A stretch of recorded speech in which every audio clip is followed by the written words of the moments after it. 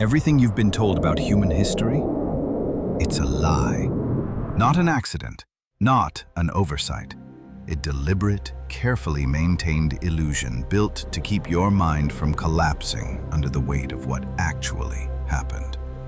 And to understand just how deep that deception runs, you have to leave the comfortable world of textbooks and tenure behind. You have to climb. Imagine ascending into the biting cold of mountains so jagged, so perpetually shrouded in mist, that the air itself feels like it's warning you back. There's a temple up here, hidden, forgotten, or maybe just hidden from you. The stone is rotting. The silence is the kind that presses against your eardrums. And resting on a shattered obsidian pedestal, there's a book. Ancient, tattered, glowing with runes that pulse soft blue in the dark. Trembling fingers brush the pages, and everything begins to unravel. The year is 1850.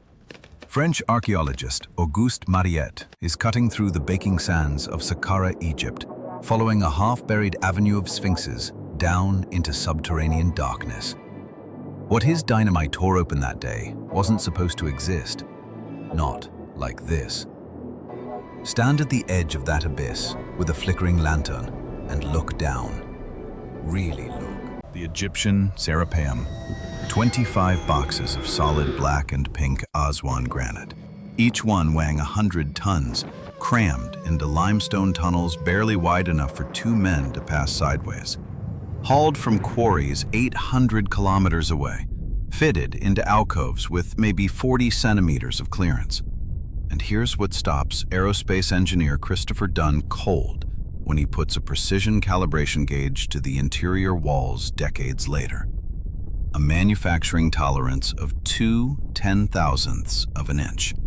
The internal corners hold a radius of exactly 4 millimeters. Mathematically perfect, surgically flat. The kind of flatness we can only replicate today using CNC milling machines guided by computers. Not a single mummy inside. Just crude hieroglyphs scratched on the outside. Like graffiti left by scavengers who wandered into a cathedral they couldn't comprehend. Descent deepens, reality bends. And then, 1901. Off the storm-beaten coast of the Greek island Antikythera, sponge divers plunging 60 meters hit the ocean floor and freeze. What they thought was a graveyard turned out to be a Roman shipwreck from the 1st century BC. Among marble statues and corroded bronze, they pull up a calcified lump that sat in an Athens museum for decades until someone noticed a gear buried inside it. Modern X-ray tomography peels it apart. 37 perfectly cut bronze gears. An analog computer smaller than a laptop. It calculated the positions of the sun, moon, and 5 planets, factoring in the elliptical acceleration of lunar orbits through a differential gear mechanism. The same basic mechanism, by the way, that lets the wheels of your car turn at different speeds around corners. Built centuries before modern science claims such things were possible. Past the mechanical valley, the desert wind howls. 1936.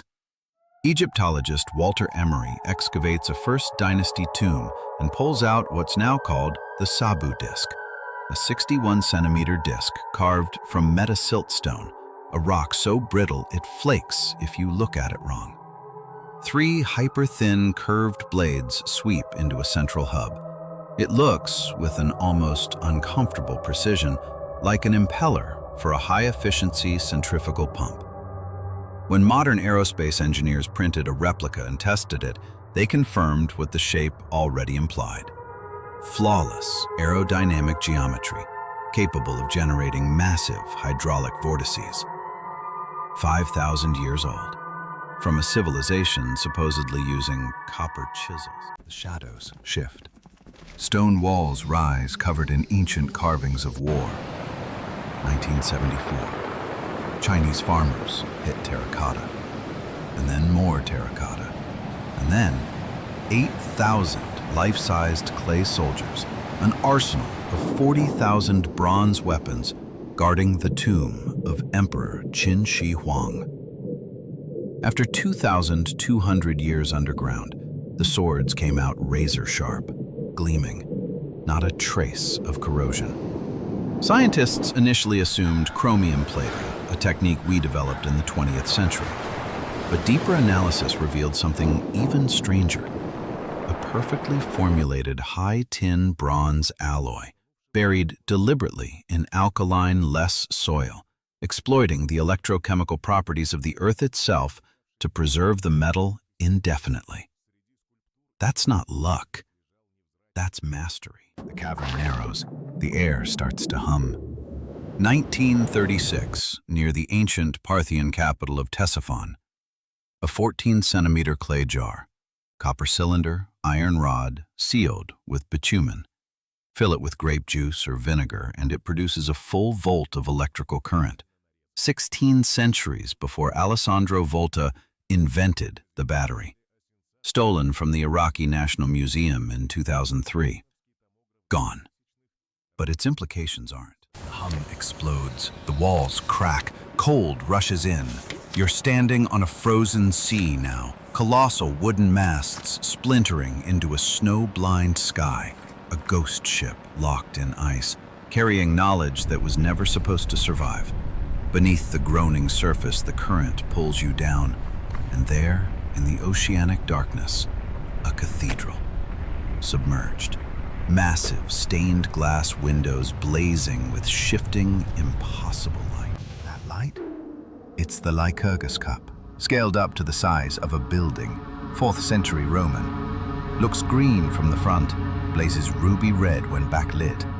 Scientists finally put its fragments under an electron microscope and found gold and silver particles crushed to 50 nanometers, 1,000 times smaller than a grain of salt, manipulating plasmonic resonance, making the electrons of the metal oscillate to change the very wavelength of light. The Romans did nanotechnology. Let that sit. The trench deepens. Calcified ribs of something enormous frame the chasm on either side. The water freezes solid. And inside a glacier, 40 feet tall, perfectly preserved. A human skeleton. But not human-sized. And suddenly the question of who quarried the megaliths of Egypt, who had the intellect to design Roman nanotechnology, it doesn't feel so unanswerable anymore. Just deeply, horrifyingly inconvenient. The glacier shatters. Cold becomes humid rot. Vines strangle rusting skyscrapers. Ancient electricity arcs across shattered asphalt. This is what the end looks like. Not the distant future, but a past we erased. An empire that ran on Baghdad batteries, that lit cities with plasmonic glass, that forged iron that outlasts our steel by millennia. The dead center of it all, on a broken gold throne, King Chandragupta II. His monument still stands. The Iron Pillar of Delhi, 6 tons, 7 meters tall, 16 centuries old, standing through monsoons and heat without a single flake of rust. Modern industrial steel corrodes in decades. Ancient Indian blacksmiths hammered high phosphorus iron into a crystalline iron-hydrogen phosphate coating that heals itself. Microscopic, self-repairing, eternal. He sits in silence, this king, ruling over a science that outlives time. And at the far end of the sanctum, a towering gateway of cracked marble wrapped in thick, rusting iron chains. Look at those chains. Really, look. Modern iron, already rotting, right next to a pillar that's been standing since the Gupta Empire.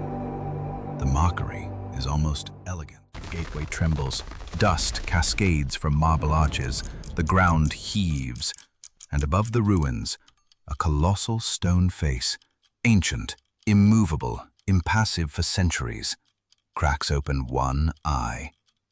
It burns gold. It's been waiting for you to finally look back.